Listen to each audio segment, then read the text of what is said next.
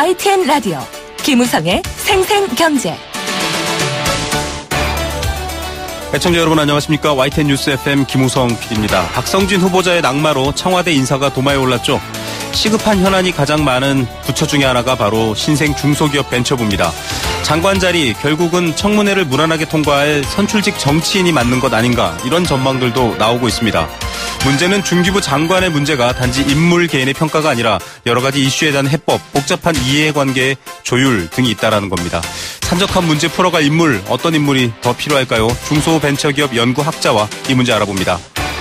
이번 주 경제 톱 이슈는 이인철 소장과 함께 단말기 자급제 그리고 도시바 인수전 이야기 짚어드립니다.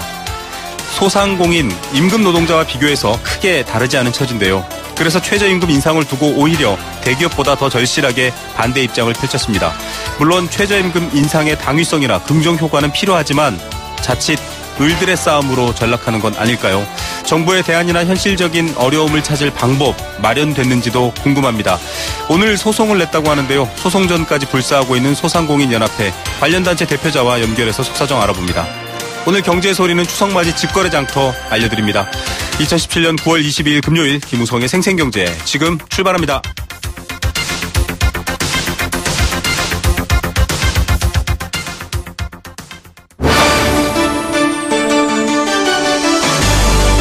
YTN 라디오 김우성의 생생경제.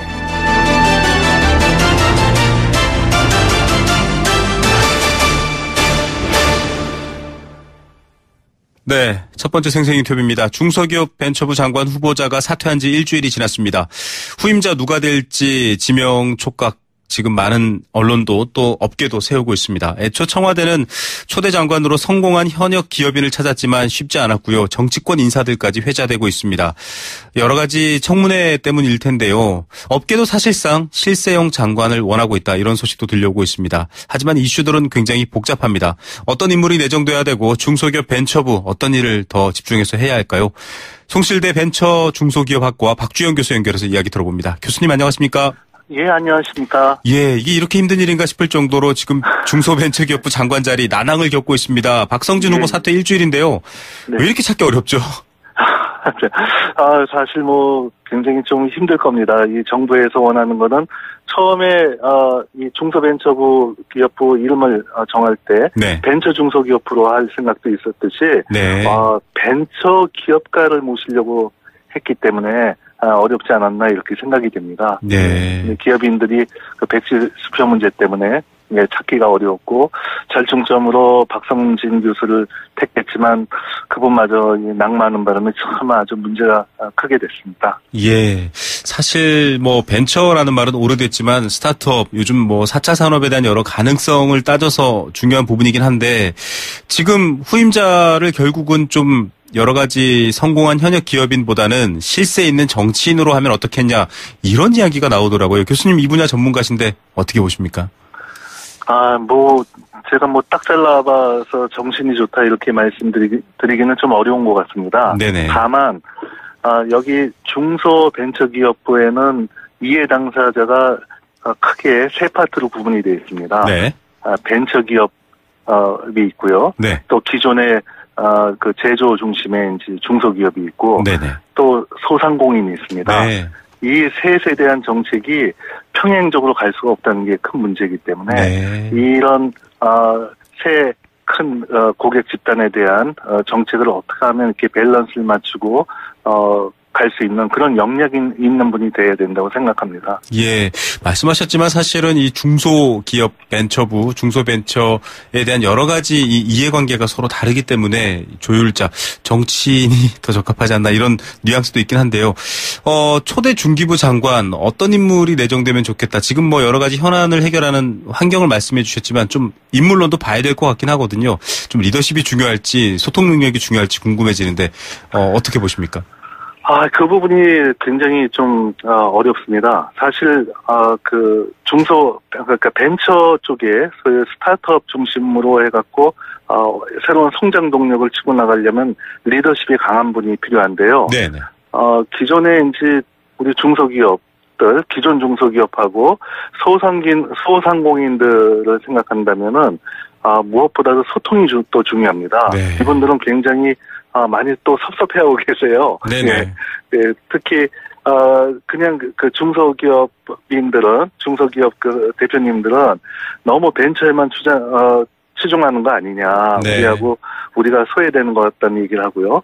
또 소상공인은 벤처하고 중소자만 들어갔으니까 소상공인은 한대 취급하는 거 아니냐 해서 네.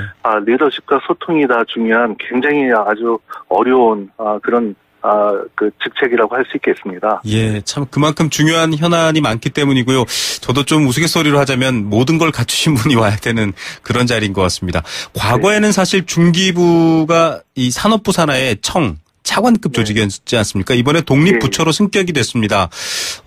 그래서 사실 견제도 있을 것이다. 기존의 여러 부처에 견제도 있을 것이다. 이런 말도 나오고 있기 때문에 이거 자칫하면 식물부처 될 텐데 이런 걱정도 있거든요. 국민들 어떻게 이해하면 좋을까요?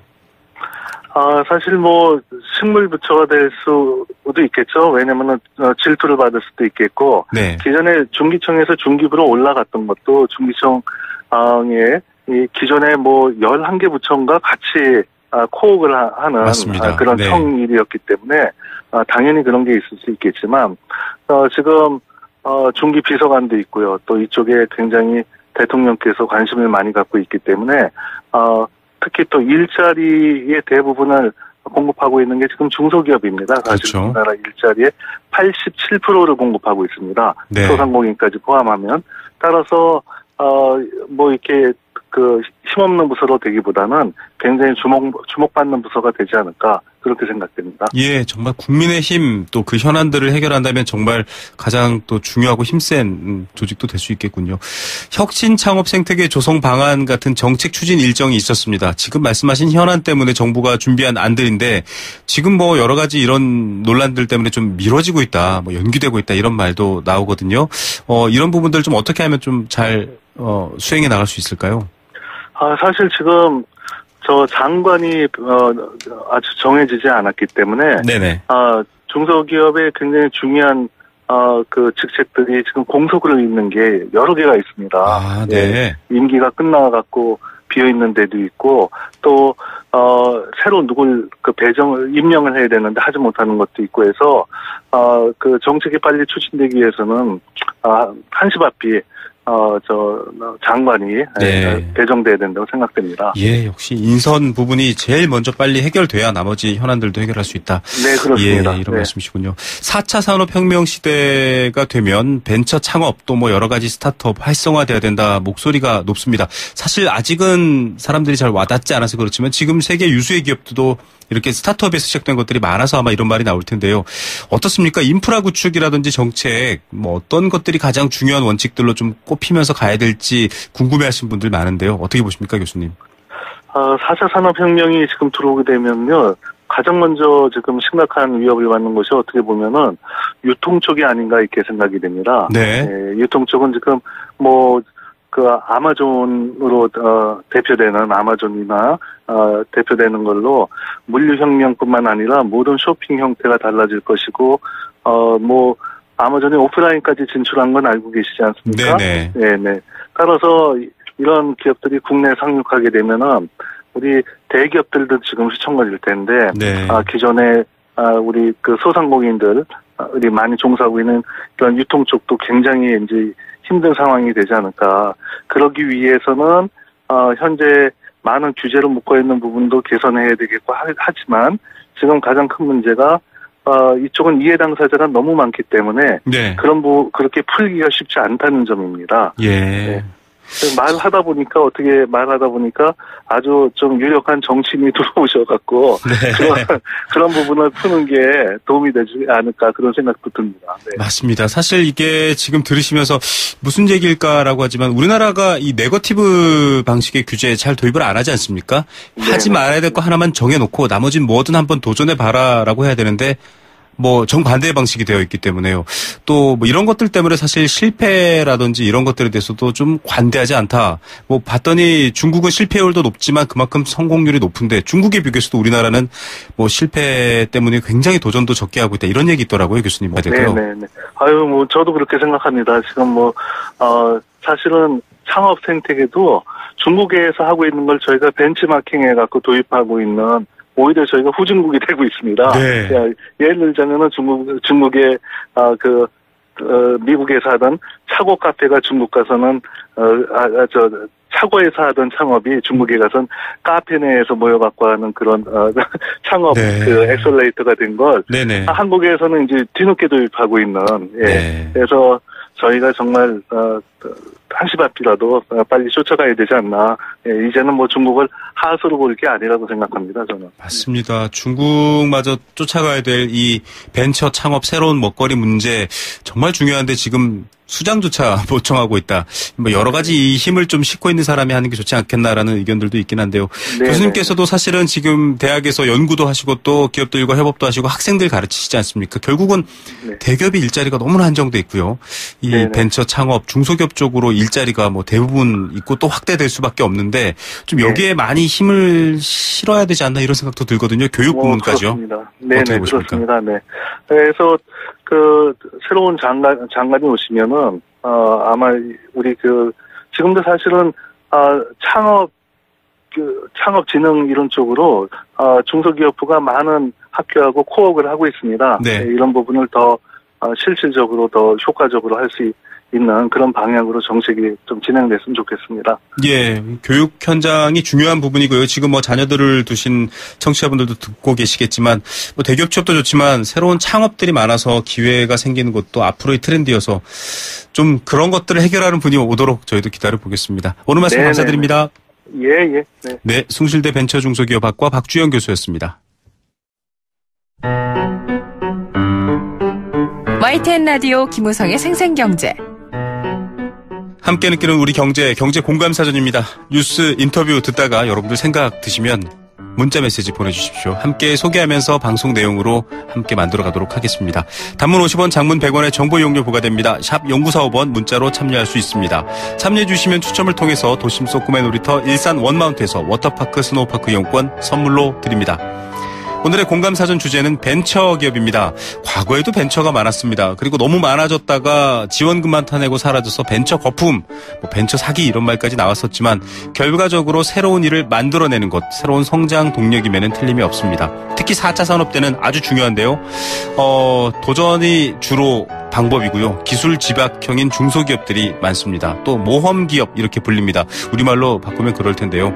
개인 또는 소수의 창업인이 위험성은 크지만 성공할 경우에는 높은 기대 수익이 예상되는 신기술과 아이디어를 독자적인 기반 위에서 사업하려는 신생 중소기업. 이게 바로 벤처기업협회에서 정의를 내리고 있는 벤처기업입니다. 앞으로 여러 가지 새로운 일들이 많이 열릴 텐데요. 지금 성공한 IT 기업들 또 세계적인 IT 기업들도 모두 벤처 혹은 차고 카페에서 시작됐죠.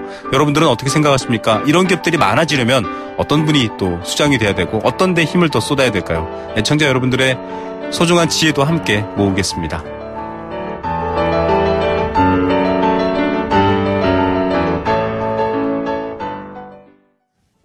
네, 생생경제 일부 포스코와 함께했습니다. 캠페인 2개 듣고 이번 주 주요 경제 이슈들 깊이 있게 짚어드립니다.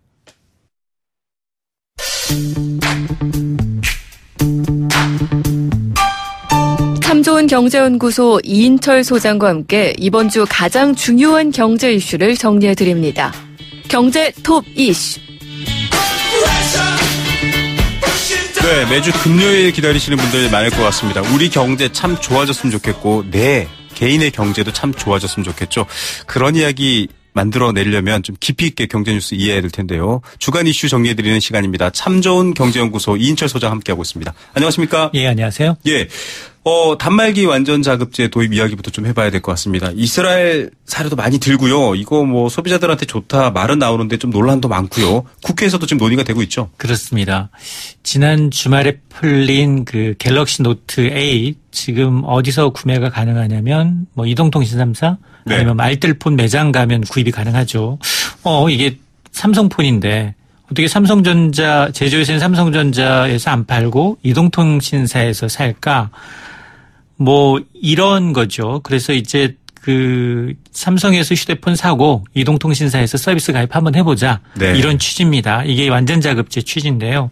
지금 이제 뭐 자유한국당 김성태 의원이 발의한 이제 단말기 완전 자급제가 바로 이제 이런 걸 골자라고 했습니다. 통신 3사는 이제 유심치만 키워주니까 네. 휴대폰 개통 업무만 해라. 그리고 이제 휴대폰 판매는 제조사나 뭐 온라인몰, 대형마트 이런 이제 유통화한테 맡겨라라는 겁니다. 네.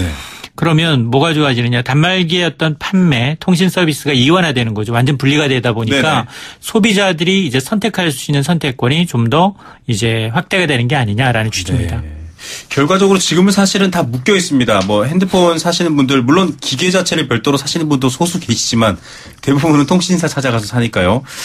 소비자들 입장에서 좀 가격 싸지는 거 아닌가요? 맞습니다. 지금 소비자 단체가 환호하는 이유는 일단 국내에서는 이제 걸쭉한 이제 휴대폰 제조업체가 있음에도 불구하고 해외 판매 단가와 비교를 해보면 굉장히 비싸다는 겁니다. 네. 그러면 이 단말기 완전 자급제가 도입이 되면 가장 큰 변화가 단통법이 자동 폐기가 되거든요. 네네. 그러면 이제 사실은 지금 가전제품의 경우에도 뭐 100만 원짜리 TV가 뭐 20-30% 이상 할인해서 팔지 않습니까? 맞습니다. 그러면 이 소비자 입장에서 뭐 가전 대리점 혹은 유통몰, 온라인몰 가격 비교해 가면서 살면 100만 원을 호가하는 스마트폰도 더 저렴하게 구입이 가능하다라는 거고 특히나 미국 같은 경우에는 신형 휴대폰이 나오면 1+1 판촉 행사도 가능해집니다. 네. 그러니까 이제 이런 것들이 좀 좋아지지 않겠느냐라는 거고 또 통신사 입장에서도 지금은 이제 뭐 휴대폰 판매와 그리고 이제 신규 가입자 유치를 위해서 보조금 주는 명목으로 2년 정도 막 약정을 묶어 놓는데 네네.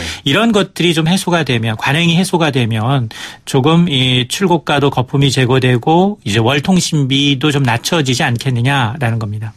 사실상 이동통신 비용이 가계 지출에서 부담이 조금 크기 때문에 많은 논란이 되고 이슈가 되고 있는데 소비자들이 결정하거나 뭔가 영향을 행사할 수 있는 구조는 없지 않습니까? 맞습니다. 앞서 말씀해 주신 것처럼 뭐 약정이라든지 지금 이런 얘기가 나오고 있는데 통신비 부담은 어느 정도 줄 수 있을까요? 일단 전문가들이나 이제 소비자들은 이제 굉장히 통신비 절감에 도움이 될 것이다. 그래서 이제 정치권도 강행을 하고 있는데 네. 실제로 실효성에 대해서는 의문을 제시하는 전문가들도 꽤 있습니다. 네. 제조업체가 경쟁적으로 단말기 가격을 내리지 않겠느냐라는 주장에 대해서도 지금 우리나라 시장과 선진 시장과는 좀 차이가 있다. 미국 같은 데는 다수의 단말기 제조사가 경쟁을 하지만 우리는 삼성전자가 거의 70% 정도로 압도적인 이 독점 시장이나 거의 마찬가지다 보니까 제조사들이 가격 경쟁하겠느냐. 오히려 독자적인 유통망 구축이 어려운 외국산 폰의 경우에는 오히려 시장에서 퇴출될 수도 있다는 거고요. 두 번째가 통신사업자 간 경쟁으로 요금이 이제 내려갈 것이다라는 주장에 대해서도 이 통사들 마케팅 비용으로 요금 깎기보다는 유사한 요금제 수익 보전하기 위해서 편법적으로 여러 가지 담합을 할 수 있다는 겁니다. 예. 그리고 또 이제 세 번째가 유통 구조가 이제 투명하게 되면 마케팅 비용도 줄고 고객 편익이 늘어날 것이다라는 주장도 사실 지금 대형 지금 가전 매장 위주로 유통 구조가 획일화돼 버리면 오히려 중소 영세 업체들은 살 길이 없다라는 거고요. 소비자 입장에서도 한 곳에서 지금은 단말기 구매 서비스가 가능하지만 이제 분리가 되면 대리점 가서 휴대폰을 사고 이통사 가서 다시 개통을 해야 되니까 네. 두 가지를 해야 된다라는 번거로움도 부작용으로 지적이 되고 있습니다. 예, 지금의 기득권 문제뿐만 아니라 사실은 열려도 굉장히 여러 가지 위험한 요소들이 생길 수 있는데 이거 어차피 법적으로 변해야 되는 부분이니까 입법부를 통과해야 될 텐데 국회 가능할까요? 맞습니다. 이제 사실 단말기 자급제는 뭐 유럽이든 중국이든 러시아든 글로벌 시장의 대부분 이제 이런 이 제도를 운영하고 있는데 우리는 굉장히 인색해 왔죠. 네. 그리고 이제 자급 비중이 낮은 미국도 한 40%에 육박할 정도로 보편화되고 있는데 거의 우리는 단말기 시장을 뭐 유통 3사가 이제 장악하는 구조인데요. 그래서 이제 단말기 완전 자급제 도입의 필요성은 커지고 있는데 문제는 사실은 이게 기존 유통망을 뒤흔드는 사안입니다. 그리고 이제 이통사, 제조사, 네. 영세 유통업체 간 이해관계가 첨예하게 엇갈려 있다는 겁니다. 특히 문제가 되고 있는 게 영세 유통업자들인데요. 네네. 이번 개정안이 이제 단말기 제조사인 삼성전자 또 이제 거대 유통망을 가진 대기업의 배만 불리는 꼴이 아니냐. 이렇게 되면 제2의 단통법으로 영세유통업자들은 생사의 갈림길에 설 수 있다라면서 강하게 반발하고 있거든요. 예. 이러다 보니까 이 제도 도입으로 위기에 몰릴 이 중소유통업자들을 좀 보호하기 위한 장치가 좀 마련돼야 되는 게 좀 절실하다라는 지적이고요. 또 하나가 이러다 보니까 단말기 자급제 논의는 당장이기보다는 어떤 사회적 논의 기구가 꾸려져서 본격화될 것으로 보입니다. 예, 좀 더 세심한 정책이 필요합니다. 경쟁을 통해서 인하하겠다고 했는데 경쟁 자체가 안 되는 상황이면 좀 다시 고려해봐야 되겠네요. 두 번째 이슈로 넘어가 보겠습니다. 이거 저희도 인터뷰했는데요. 앞으로 이 낸드 플래시 분야가 워낙 ICT에서 중요하기 때문에 많이 얘기됐던데 결국 도시바, SK하이닉스 포함되어 있는 한미일연합에 들어갔죠. 이게 반전의 반전입니다. 매번 소식 전할 때마다 바뀌죠. 네, 바뀌고 있어요. 네. 이 9개월 넘게 끌어온 이제 도시바의 이제 반도체 부분 매각, 결국 이제 SK하이닉스가 포함된 한미일연합의 매각 계약을 체결했다라고 이제 SK하이닉스가 공식적으로 밝혔죠. 네. 사실은 이제 도시바는 원전 때문에 이 아까운 사업을 버리는 겁니다. 네. 그래서 지난 6월에는 이제 우선 협상 대상자로 SK하이닉스 등 이 한미일연합이 선정됐는데 문제는 그동안 이제 도시바와 협력 관계에 있던 미국계 웨스턴 디지털이 방해를 한 겁니다. 네. 왜 자신들한테 우선권 주지 않느냐? 매각 반대한다라면서 소송을 걸었던 거죠. 네. 이 때문에 급기야는 이제 이 인수 가격을 좀 올려보기 위해서 좀 저울질하다가 결국에는 다시 원점으로 회귀했는데요. 매각가가 약 2조 원입니다. 20조 원. 그다지 매각가 듣고 올라가지는 않았어요. 네. 어쨌든 한미일연합은 조만간 이제 도시바 매각 본계약을 체결하고 인수 절차에 접어들 것으로 보입니다. 예. 특히 이번에 캐스팅 보트라고 불릴 만큼 애플, 아이폰 때문일 수도 있을 것 같고요. 이곳의 역할이 굉장히 컸다 이런 얘기 또 있더라고요. 그렇습니다. 이처럼 물 건너간 줄 알았던 대형 인수권이 급선회해야 한다는 이유가 있겠죠. 이 전문가들이 이구동성으로 한미일연합이 애플을 끌어들인 게 신의 한 수였다라는 겁니다. 네. 애플은 도시바의 고객사입니다. 낸드 플래시 메모리 가운데 30% 이상을 사들이니까 애플이 협상 과정에서 만일 웨스턴 디지털한테 경영권 넘겨주면 앞으로 니네 칩 구매하지 않겠다라고 네. 압력을 행사한 겁니다. 근데 문제는 이제 이런 이유로 사실은 도시바도 여러 가지 고민했겠죠. 애플이냐 웨스턴 디지털이냐. 네. 근데 어차피 이제 애플이 가장 큰 비중을 차지하는 대형 고객이기 때문에 한미일연합의 승계는 들어줬는데 문제는 도시바는 경영권을 해외에 안 넘긴다는 겁니다. 네. 도시바를 포함한 일본 기업이 지분 50.1% 네. 과반 이상을 지분하고 있기 때문에 일본으로서는 경영권을 유지하면서 해외 기술 유출에 대한 우려를 떨쳐냈다는 거고요. SK하이닉스는 뭐가 문제냐. 얘네들이 지금 표면적으로 얘기하는 건 단순 투자용이다. 융자금이다. 네. 미국 기업들 역시 이제 의결권이 없는 우선주를 받고 있기 때문에 이러면 좀 상황이 좀 달라지지 않느냐. SK하이닉스가 노렸던 건 중국의 견제를 따돌리고 낸드 플래시 메모리 시장의 입지를 굳히는 건데 네. 단순 투자라면 시너지도 반감되고 도시바의 원천 기술을 확보하기도 어렵다라는 지적이 나오는 겁니다. 예, 결국 도시바의 원천 기술 중요한 부분이고요. R&D까지 제안했다라고 했는데 말씀하신 것처럼 여러 가지 변수가 있고 반격에 반격을 가했던 웨스턴 디지털은 어떻습니까? 여기서 또다시 소송을 할 수도 있지 않나요? 그렇습니다. 지금 소송을 하겠다라고 하고 있습니다. 소송은 이미 제기되어 있는 상황이고요. 네. 역시 아킬레스건은 바로 이 웨스턴 디지털입니다. 이 웨스턴 디지털은 도시바의 최대 공장이라고 하는 이 공장이 지분 절반을 보유하고 있기 때문에 무시하기도 어렵다는 겁니다. 네. 지금 미국에서 소송이 진행 중이 있고요.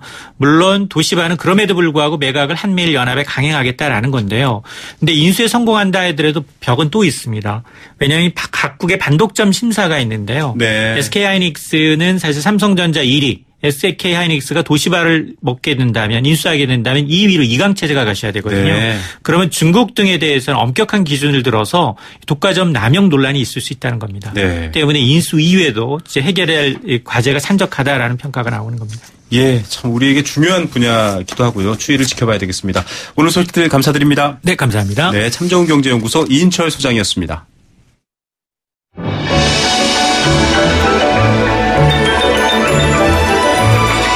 오늘의 경제를 들여다보는 시원한 창.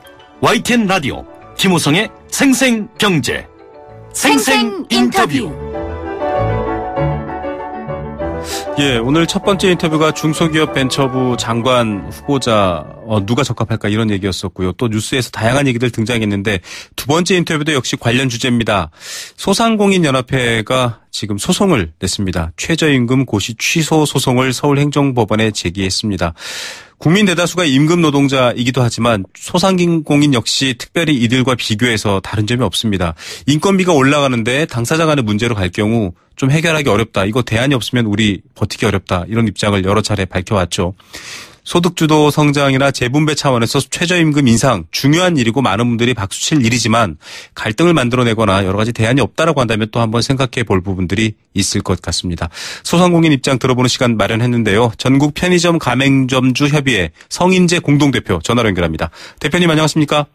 네, 안녕하세요. 전편협 성인재입니다. 안녕하세요. 네. 자, 연합회 측에서 지금 이 소송 제기하셨거든요. 아마 편의점주들을 포함해서 소상공인들의 입장이 담겨 있는 걸 텐데 어떤 내용입니까? 지금 이제 그 최저시급이 올해 2018년도에 유례 없이 16.4%가 올랐지 않습니까? 네네. 그래갖고 이제 7,530원이 됐는데 여기엔 그 최저시급뿐만이 아니라 여기에 주유수당이 포함돼갖고 실제적인 그 금액을 지급하는 금액은 9,030원 정도가 됩니다. 네. 그리고 여기에 이제 또 저희한테 이제 4대 보험이라는 그 보험을 또 하게 되면 네. 10,000원이 넘어가는 시급이 되거든요. 예. 그래서 너무 가파르게 오르고 또 이 주유수당이라는 제도가 지금 현재는 한 세계에서 3개국 정도 하고 있다고 그래요. 네네. 근데 이제 유일하게 이걸 법적으로 꼭 줘야 된다는 나라가 우리나라거든요. 네. 예, 그래서 이 부분에서 좀 부당하다고 저희가 소송을 제기한 겁니다. 예, 이렇게 지금 소송 제기하신 부분들, 저희는 7,530원만 알고 있었는데 주유수당 또 여러 가지 이 4대 보험 같은 여러 가지 복지 이런 것들이 포함되면 또 비용이 늘어난다 이렇게 보신 거고요. 결국은 소송이라는 걸 했다라는 건 위법하다라고 판단하신 거잖아요. 그 배경은 네, 어떤 건가요? 그 배경은 2017년 나 949 판결, 그러니까 그 북부지원에서 이 판결된 건데요. 네네. 주유수당은 기본급에 포함이 되어야 된다고 판결을 한 적이 있어요. 예. 그래서 이제 저희가 그거를 근거로 해서 저희가 이게 너무 지금 실질적인 지급 금액을 따졌을 때 지금도 최저시급이 10,000원이 될 수 있다는 어떤 그런 거를 지금 알리고자 합니다. 예. 네, 그래서 소송의 취지가 소송을 들어간 겁니다. 예, 지금 이제 고용노동부가 이 내년도 최저임금 7,530원을 확정 고시한 것은 위법하다. 그런데 이제 말씀하셨던 것처럼 여러 가지 그 내막을 들여다봤을 때 좀 불편한 부분들이 있다. 이런 얘기신데요. 사실 최저임금을 올리면 좋다라고 하는 이른바 이제 임금 노동자분들 대다수죠. 국민들. 인상은 그런 입장은 있지만 현실은 또 잘 모르거든요. 각자 입장이 다르기 때문인데 편의점도 그렇고 지금 경쟁이 아주 치열하지 않습니까? 네, 구체적으로 맞습니다. 최저임금이 올랐을 때 실질적으로 갖게 되는 부담, 어려움 이런 것들을 좀 알아야 사실 배경 이해가 될 것 같은데 어떤 상황입니까? 저희가 시급을 7,530원으로 올리는 거에 대해서 적극적인 반대가 아니라요. 네네. 여기에 이제 포함되는 그 주유수당이라든지 4대 보험의 어떤 불합리성을 갖다가 좀 저희가 소송을 건 거고요. 네. 그다음에 이렇게 시급이 10,000원 정도 되는데 지금 편의점의 대부분의 편의점의 점주들이 200에서 300 정도의 한 달 평균 수입을 내고 있습니다. 그게 전체 편의점의 어떤 일종의 평균인가요? 네, 맞습니다. 네네. 평균입니다. 물론 그 중에는 자본주의 사회다 보니까 많이 버시는 분도 있고 적게 버시는 분도 더 적게 버시는 분도 많겠지만 네네. 평균적으로 봤을 때 그 정도를 벌고 있는데 지금 최저시급 주유수당 4대 보험을 내고 나면 내년에는 굉장히 100만 원대의 어떤 수익 진짜 저희가 최저시급도 못 받을 정도의 어떤 그런 현실이 된다는 거죠. 예. 굉장히 어렵습니다, 지금. 그래서 저희가 바라는 거는 저희가 이거를 반대한다 이런 거보다는 네네. 수용을 하되 저희가 완충작용을 할 수 있도록 어떤 도와달라는 말씀입니다. 예. 정부에서 한 30% 정도를 도와주고 그다음에 또 저희는 본사가 있지 않습니까? 네네. 각 본사에서 30%를 도와주고 나머지 40%는 저희가 또 매년 올라야 되지 않습니까? 또 최저시급은. 예, 그런 거를 또 저희가 부담을 해서 더 열심히 하는 방법밖에 없겠죠. 근데 예. 지금은 너무 가파르게 상승이 됐다는 거죠. 예. 그래서 이게 가장 큰 문제입니다. 예. 무조건 반대가 아니라 말씀하셨던 것처럼 좀 수용 가능한 대안, 좀 갈등이 생기지 않을 만한 대안을 얘기하시는 부분이고요. 좀 여러 가지 맞습니다. 얘기가 있습니다. 네. 예. 사실은 지금 정부도 여러 보완책들을 좀 약속을 했었습니다. 처음에 이 내용을 발표할 때. 그리고 또 중소기업 벤처부, 지금 과거에 중소기업청이었지만 이런 것들에서 좀 대책이 나오는 듯 했거든요. 어떻습니까? 실제 좀 대책이 나왔나요? 아직은 그 보완책을 지금 사실은 아직 어떤 보완책이 명확하게 나온 게 없어요. 그러니까 방향이 없는 거죠, 지금 현재. 네. 어떤 식으로 어떻게 지원을 해야 될까 그 방향이 없는 건데 지금 제일 문제가 되는 거는 편의점은 외형들이 다 커요. 네. 3억에서 5억 이상 뭐 이렇게 다 됩니다. 근데 문제는 지금까지 정부 정책에서 시행되는 거는 3억 이하, 5억 이하 이런 식으로 기준을 정해버리거든요. 네. 그 외형만 보고 이제 하는 겁니다, 사실은. 네. 근데 어떻게 보면은 지금 아르바이트 그 알바 천국이나 알바본에 하루에 3만 건의 아르바이트 정보가 올라오는데 네. 그 중에서 2만 건 이상이 편의점입니다. 편의점이군요. 예. 네. 가장 많이 쓰는 가장 아르바이트생과 저희가 그 가장 생활을 많이 해야 되는 사람들 중에 하나인데 저희의 어떤 그런 해당이 될지 안 될지 그게 굉장히 지금 걱정스럽습니다. 예. 외형 지금까지 어떤 카드 수수료라든지 어떤 정책들이 계속 5억 미만 뭐 이런 식으로 정해졌거든요. 네. 그거보다는 실외형보다는 실제 수익을 좀 이렇게 봐줬으면 좋겠습니다. 예. 네, 그러면 저희가 좀 안심을 하겠는데 저희도 지금 이게 어느 쪽 방향으로 틀지 굉장히 좀 불안해하고 있는 상황입니다. 예, 좀 네. 정책이 더 정교해져야 된다 이런 지적을 해주셨고요. 이 최저임금 어길게 될 경우 사실 범법자가 되는데 범법자가 되고 싶어하는 소상공인 또 점주들은 없을 것 같다는 생각도 듭니다. 일단 대안이 네, 필요하다라는 맞습니다. 입장이신데요. 아까 네네. 말씀해주신 바가 있어요. 인상분은 점주가 부담하고 그다음에 가맹점 본사, 프랜차이즈 본사와 정부가 좀 같이 이렇게 여러 가지 기여한다 이런 얘기를 하셨는데 좀 구체적 대안들을 소개해 주셨으면 좋겠습니다. 어떤 것들이 필요한가요? 일단 매년 오르던 퍼센티지가 있지 않습니까? 물가가 오르는데 최저시급이 안 오른다면은 그거는 말이 안 되는 거지 않습니까? 네네. 그래서 모두 같이 생활을 해야 되는 공동체에서 이거를 저희가 그래서 정부에서 40% 정도로 부담해 주시면 거기에 이제 어떤 대안이 이제 나오면 저희가 이제 그 대안을 협의할 때 저희가 바라는 거는 실제 사용자를 아르바이트를 사용하고 고용하고 있는 저희들하고 좀 협의를 했으면 좋겠어요. 아, 같이 얘기를 좀 하자 이 말씀이시죠? 네네. 네, 예, 일단 어떤 그 학문적이나 이런 일을 하시는 분들보다는 네. 실제적으로 이걸 아르바이트하고 같이 생활을 하고 있는 저희하고 좀 했으면 좋겠고요. 네. 그 다음에 또 이제 본사는 각자의 상생 발표를 하는데 지금 GS도 나오고 C도 나오고 이제 그런데 그 상생 발표가 좀 더 현실적이었으면 좋겠고요. 네. 그러면 저희도 나머지 40%는 부담하면서 열심히 또 자영업을 할 수 있고 또 국가 경제에 또 어떤 그 역할을 할 수 있을 것 같습니다. 예, 부담하지 않겠다가 아니라 구체적인 건 아예 안 나왔기 때문에 네. 저희가 어떻게 지금 드릴 말씀이 없어갖고 그 부분은 좀 죄송한데 예. 아니요, 지금 그런 각오는 하고 있습니다. 예. 같이 얘기되고 있지 않았다라는 것 때문에 정말 드릴 말씀이 없다라고 하는 것도 지금 좀 심각한 문제입니다. 빨리 좀 대안을 찾고 현장의 목소리를 담아야 된다라는 건 당위성이 있다라고 생각하시는 분들이 많을 것 같습니다. 국민 대부분이 사실 자영업자이시기도 하고 소상공인이시기도 하잖아요. 좀 앞서도 제가 오프닝에 말씀드렸는데 좀 서글프게 을들끼리의 싸움이 된다라는 생각도 듭니다. 최저시급을 못 가져가는 점주도 생길 수 있다라고 지금 지적을 해주신 부분인데 조금 더 그 여러 가지 대안이 필요하다라는 근거라든지 배경 좀 절실하게 한번 전달하면 또 좋을 것 같기도 하거든요. 구조적인 부분도 문제가 있을 것 같고요. 어떻습니까? 네, 맞습니다. 아주 공감합니다. 예, 그 부분에서 공감하고, 그 다음에 지금 가장 현실적으로 저희가 카드 수수료라든지 이런 부분들이 네. 너무 과한 부분들이 많습니다. 그러니까 저희는 적용이 안 되는 거예요. 네. 3억 5억 이하 영세 사업자들을 하기 때문에 실질적으로 이런 혜택들이 적용이 안 되고 있기 때문에, 저희가 좀 이게 현실화돼서 좀 이렇게 같이 더불어서 잘 살 수 있는 그런 사회를 좀 만들었으면 좋겠어요. 그리고, 이게 너무 급격하게 오르게 되면 사실 일자리가 줄어들게 되잖아요. 네네. 네, 여러 사람이 일자리가 줄어들게 됩니다. 근데, 우리 문재인 그 정부 여기서 지금 주장하는 게 일자리 창출이잖아요. 네. 거기하고도 연관이 있다고 보거든요. 네. 그래서 좀 많은 사람들이 고용이 돼서 더불어서 좀 살 수 있는 그런 사회를 만들었으면 좋겠습니다, 지금. 예. 자, 그런 바탕에서 좀 같이 머리를 맞대달라. 이거 우리가 다 부담지는 거에 대해서 지금 굉장히 어려운 점들이 많다라는 목소리가 있는데요. 그런 목소리 또 어떻게 들릴지. 그리고 또 최저임금 인상에 대해서 더 많은 주장이 있는 분들의 목소리도 저희가 소개하도록 하겠습니다. 오늘 말씀 감사드립니다. 네네, 감사합니다. 네. 네. 자, 소상공인 연합회 측 입장이었죠. 전국 편의점 가맹점주 협의회 성인재 공동대표였습니다.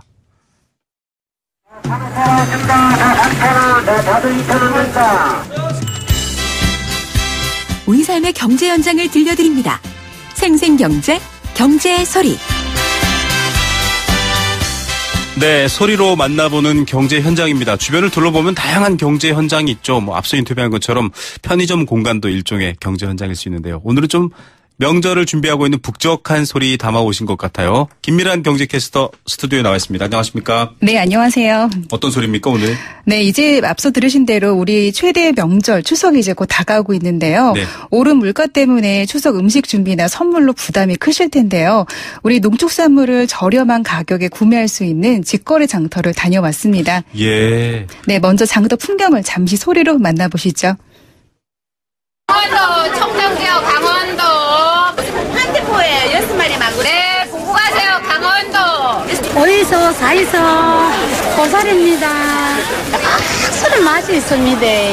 이거 우리 성원배예요. 이거 굉장히 아주 구수한 사투리. 어이서 보이서 네. 사투리도 들리고요. 저는 시장 소리 들으면 굉장히 뭐랄까 되게 삶에 힘이 나요. 다시 좀 열심히 북적북적 살아야지 네. 이러는데 여기는 어느 시장입니까?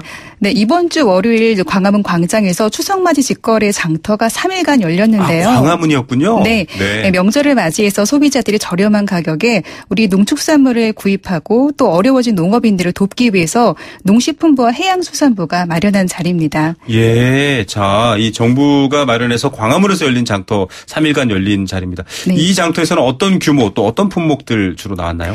네, 광장 중앙 무대에서 118개 판매 부스로 운영이 됐고요. 주요 품목으로는 과일, 한우 등의 우수한 품질의 농축산물 393가지 품목들이 마련됐는데요. 네. 특히 요즘 먹거리 때문에 걱정 많으시잖아요. 네네. 이 농식품부가 인증한 안전한 먹거리로 안심하고 구매할 수 있도록 준비가 됐습니다. 예, 자, 이 농식품부가 인증한 안전한 먹거리도 나왔고요. 꽤 부스가 컸는데 네. 뭐 어떻습니까? 가서 보니까 좀 분위기나 이런 것들이 많이 좀 활발하고 사람도 많고 그랬나요? 네, 싱싱한 먹거리 정말 장터가 풍성했는데요. 네네. 직거래가 시중보다는 10에서 30% 정도 가격도요 할인되게 판매가 됐고요. 좀 쌌군요. 네네, 전국 각지에서 올라온 싱싱한 먹거리로 정말 풍성했습니다. 뭐 햇과일부터 지역 특산물, 농축산물까지 저렴하게 판매가 됐는데요. 장터 분위기가 아주 활기찼는데요. 네. 직거래 장터를 찾아온 시민들에게 소감을 좀 들어봤습니다. 네, 들어보죠. 아니 값이 뭐 기가 막히게 싼 것 같네요. 아주 물건도 괜찮은 것 같은데요. 근데 이건 멸치 너무 싸네요. 전복도 큰 게 10,000원이네. 가격도 저렴하고요. 굉장히 달고 맛있는데요. 한 4인 가족 해갖고 한 25만 원 정도요. 그 정도 잡으면 될 것 같아요. 우리는 제사분이 한 5분을 모시거든요. 35만 원 더 들어가요. 아주 저렴하게 해도. 싱싱하고 저런 산자 같은 것도 금방 만든 거라 냄새 안 나고. 지금 너무 맛있었어. 다른 데보다 이 참기름을 안 찍고 소금에도 찍으니까 너무 개운한 맛으로 맛있게 먹었어요. 네, 해남 땅끝마을에 꿀하고 농산물 모든 게 다 괜찮더라고요. 고구마 참 맛있어요. 다른 데보다 시장보다 여기가 더 활동이 싱싱하고 좋은 것 같아요. 네, 장터가 있다 그래서 들려봤어요. 버섯, 미역, 귀, 낫또 이런 거 샀어요. 먹어보니까 맛이 품질이 좋은 것 같아요. 네, 이거 뭐 사시는 분들의 이 표정이 얼굴에 다 보이는 것 같고요. 네. 명절 앞두고 이렇게 정말 장 보면 마음이 풍성한데 우리 김미란 캐스터도 뭐 산 거 있나요? 저는 강원도 옥수수를 몇 개 샀고요.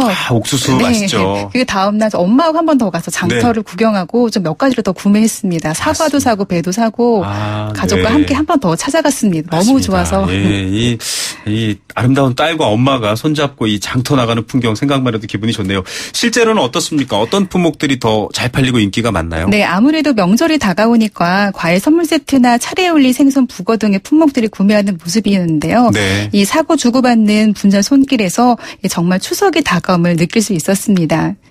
네. 네, 또 직거래 장터에서는 주문 즉시 전국적으로 무료 배송이 가능하고요. 네. 방문 전에는 온라인 이벤트로 할인 쿠폰까지 있어서 현장에서 더 저렴하게 구매할 수 있습니다. 예, 이 직거래 장터 가서 뭐 전국 무료 배송 가능하고요. 온라인으로 할인 쿠폰 거의 무슨 대형마트급 혜택이 네. 다 있다 이런 생각도 듭니다.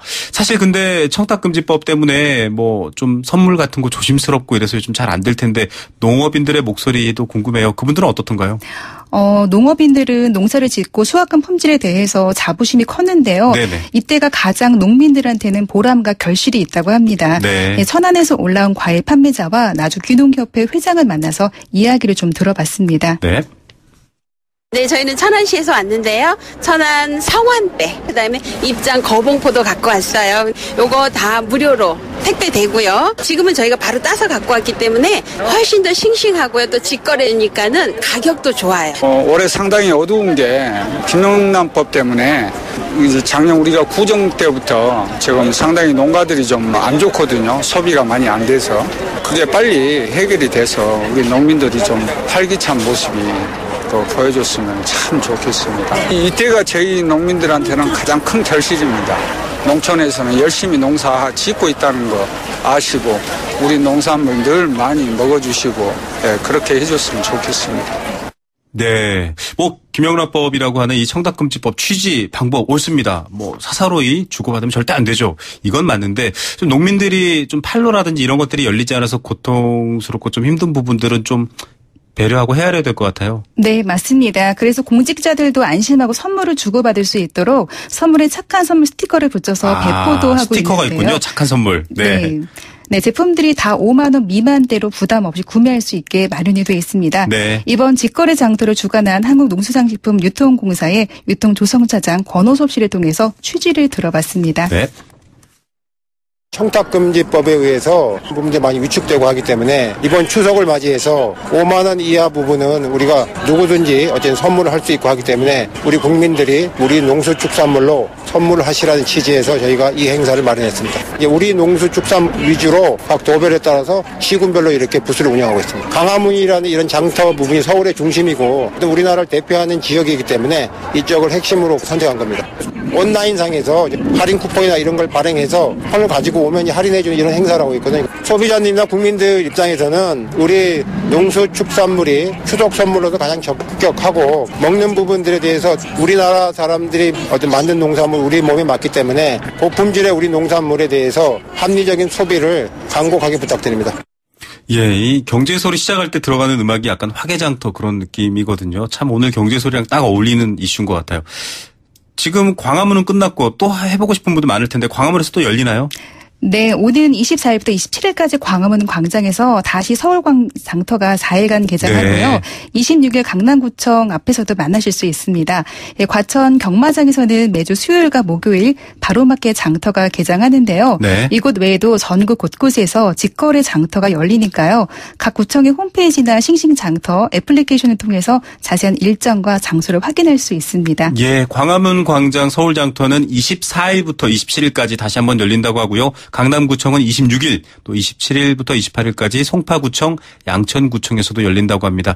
정말 특별한 거 아니어도 명절 다가오고 장터 소리 들으니까 마음이 좀 푸근해지는데요. 그런 풍성한 날들 가을 되셨으면 좋겠네요. 좋은 취재 감사합니다. 네, 감사합니다. 네, 김미란 경제캐스터였습니다.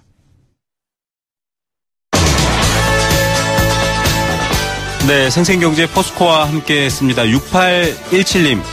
YTN과 함께하면 생동감 있고 참 좋아요라고 하셨는데요. 청취자 여러분들이 함께해 주셔서 저희도 그렇습니다. 8864님, 장소 어딘가요? 제가 운행 중이어가지고 지금 신호받고 문자 보냅니다라고 하셨는데요.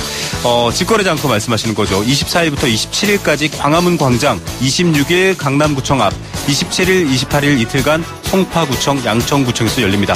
각 구청 홈페이지 이 기회에 한번 들어가 보셔서 확인해 보시면 어떨까요? 아직도 한가위 준비하는 마음이 설레는 시기인데요. 여러분들에게도 풍성한 주말 되시고요. 월요일 날 뵙겠습니다. 월요일 오후 3시 10분에 다시 찾아옵니다. 김우성의 생생경제였습니다.